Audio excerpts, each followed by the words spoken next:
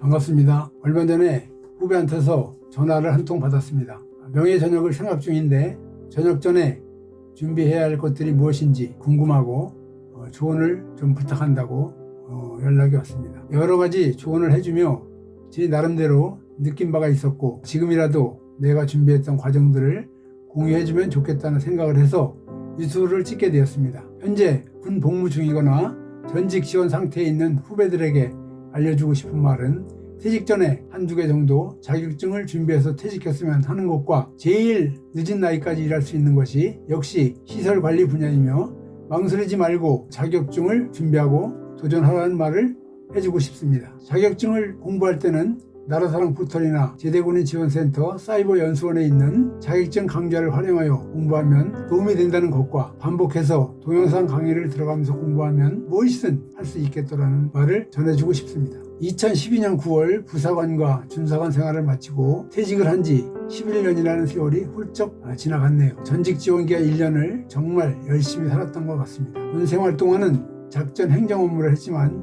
퇴직해서 해야 하는 직업은 결국은 시설관리가 제일 적당하고 늦은 나이까지 일할 수 있다는 생각을 했습니다. 선배들한테 물어보면 경력도 없는 자격증은 알아주지도 않고 취업하기도 어렵다고 했으나 그래도 자격증을 준비해야겠다는 마음을 먹고 전기기능사, 가스기능사, 방화관리자 2급 등을 취득하였고 또한 소방, 가스, 위험물 안전관리 교육을 이수했습니다. 또한 필요하다고 생각해서 화물운송 종사 자격증, 대형면허, 지게차 운전 기능사, 택시 자격증 등 여러 가지 준비를 했습니다. 퇴직 후 워크넷에 구직 등록을 하였고 교차로를 통해서도 몇 군데 이력서를 제출했습니다. 제일 먼저 취업한 곳은 전기기능사를 가지고 병원 전기실에서 근무하게 되었으며 2013년 1월부터 출근을 했습니다. 병원 전기실에서 적응하기는 쉽지 않았으나 두 명이 한 조가 되어 근무하면서 새로운 것을 많이 배웠습니다. 6개월 정도 근무를 했으며 다음 직장은 청주 시설관리공단이었습니다. 병원 전기실에서 시설관리 업무를 하면서도 요양보호사 자격증을 취득했고 미리 준비한 택시 자격증을 가지고 장애인 이동지원 업무에 지원을 했으며 높은 경쟁률을 뚫고 합격을 했습니다. 장애인 이동지원 업무는 군 복무 중 몸에 밴 성실함과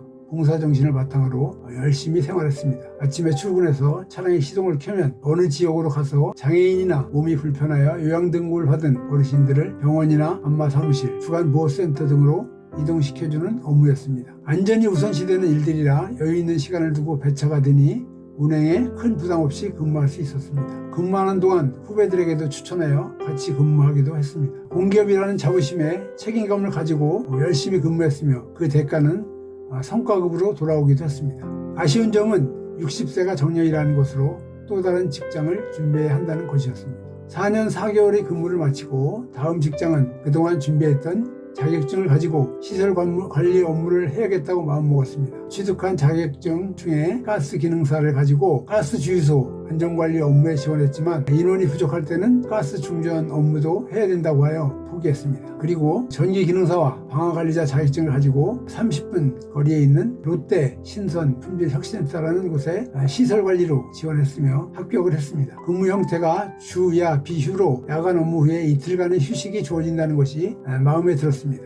나름대로 시간을 활용하기도 좋고 여가도 즐길 수 있다는 게 좋아 보였습니다. 군 생활 중에는 영선 업무를 해본 것이 전부였지만 시설관리 업무를 배웠다 보니 애로사항도 많았습니다. 공구 이름도 새로 익혀야 했고 생소한 업무들이 대부분이었습니다. 필요한 것은 네이버를 검색하고 유튜브를 통해서 공부하며 열심히 적응해 나갔습니다. 성실하게 노력한 결과 롯데마트 사장상도 받을 수 있었으며 또한 취미로 자전거 라이딩을 하고 있었는데 국토 종주 구간이 몇 군데 남지 않았을 때 취업하였고 시간적인 여유가 있어 나머지 구간을 하나하나 정복하여 결국 제일 긴 코스인 낙동강 자전거길을 마지막으로 그랜드슬램을 달성할 수 있었습니다. 4년을 근무하던 중 더 늦기 전에 아파트 시설관리 업무로 이직을 결심하고 2022년 9월 말에 퇴직을 했습니다.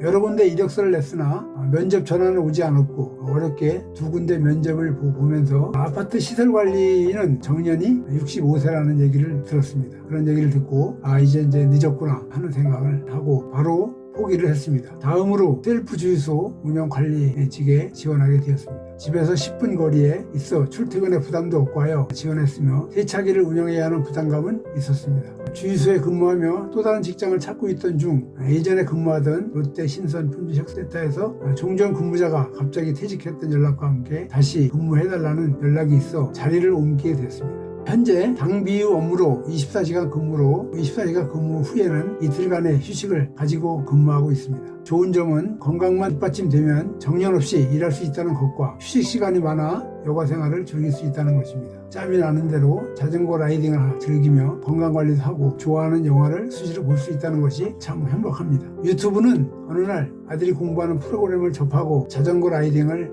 올리게 되었으며 그 이후에 조금씩 공부를 하며 유튜브를 찍어서 올리게 되었습니다. 현재는 덕곡의 할배라는 이름으로 유튜브를 하고 있으며 앞으로 구독자가 많이 늘어난다면 더 열심히 해봐야 되겠다는 생각을 있습니다. 여기까지 영상을 보셨다면 구독, 좋아요를 부탁드리며 많은 후배들과 구독자들이 응원이 계속된다면 전직 지원기간 1년 동안의 열정 있는 생활과 여러가지 자격증 취득 과정 또한 그 이후의 직장생활 등 11년간의 스토리를 하나하나 유튜브에 올려드릴 것을 약속드립니다. 또한 여러분들과 많은 이야기를 나누고 싶습니다. 기대하셔도 좋습니다. 감사합니다.